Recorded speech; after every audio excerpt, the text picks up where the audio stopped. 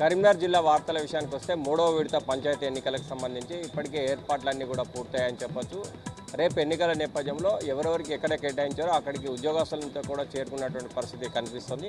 అంటే మూడవ విడత పంచాయతీ ఎన్నికలకు కూడా రంగం అంతా సిద్ధమైందని చెప్పాలి. ఇంకోవైపు చూసుకుంటే ఇటు కరీంనగర్ జిల్లాకు సంబంధించి ఇటు జమ్మికుంట, వీణవంక, సైదాపూర్, హుజురాబాద్, ఇల్లంతకుంట ఈ యొక్క మండలాల్లో రేపు ఎన్నికలు జరగనున్నాయి. ముఖ్యంగా దీనికి సంబంధించి ఇప్పటికే అధికారులు కూడా అన్ని ఏర్పాటు చేసినటువంటి పరిస్థితి, పోలీసు సైతం పెద్ద ఎత్తున బందోబస్తు కూడా ఏర్పాటు చేసినటువంటి పరిస్థితి మనకు స్పష్టంగా కనిపిస్తోంది. ఇంకో చూసుకుంటే ఇటు రాజన్న సిరిసిల్ల జిల్లా విషయానికి వస్తే ఇటు ఎల్లారెడ్డిపేట, వీటపల్లి, ముస్తాబాద్, గంభీరావుపేట ఈ మండలాల్లో రేపు ఎన్నికలు జరగనున్నాయి.